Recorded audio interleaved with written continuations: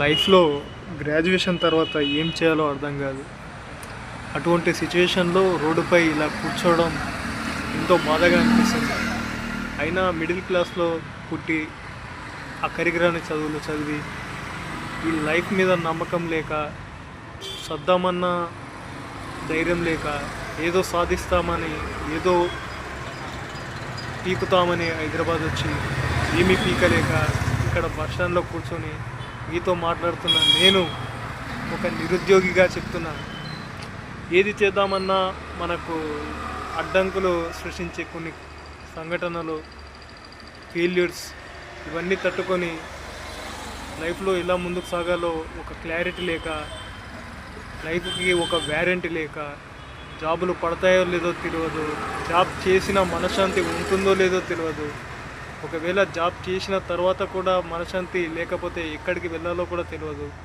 చిన్నప్పుడు మనం ఏమనుకుంటామో అది అవ్వడానికి వీలు కాదు. ఎందుకంటే మనం మిడిల్ క్లాస్లో పుట్టినందుకు స్ట్రగుల్ ఫేస్ చేస్తూనే ఉండాలి. ఏదో సాధిద్దాం, ఏదో పీకుదాం అంటే ఇక్కడ కుదరదు. ఎందుకంటే ఇది భారతదేశం, ఇక్కడ మిడిల్ క్లాస్. మనం సండే వస్తేనే చికెన్ తినాలన్న డైలాగ్ గుర్తుకుందిగా, ఇది ఖచ్చితంగా సెట్ అవుతుంది.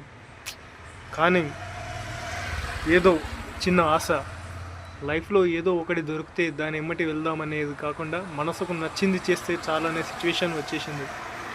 డబ్బులు ఎలాగైనా సంపాదించాలని ఒక పెద్ద మనిషి అన్నాడు, కానీ అది మాట నిజమనిపిస్తుంది. డబ్బులు ఎలాగైనా సంపాదించాలి, కానీ న్యాయంగానే సంపాదించాలి. అన్యాయంగా సంపాదిస్తే మళ్ళీ సమాజం వీడుదోడు ఎలా సంపాదించాలని అంటారు. కానీ కలియుగ పాలసీ ప్రకారం మనీ ఎలాగైనా సంపాదించాలి. మనీ సంపాదించకపోతే వాల్యూ అనేది లేదు.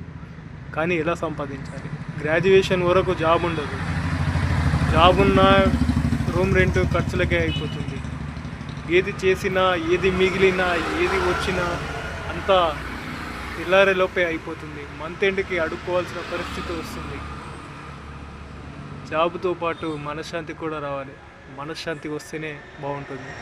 లేదంటే చావడం, బ్రతకడం అనేది ఒక నిమిషంలోనే మారిపోతుంది. Thank you.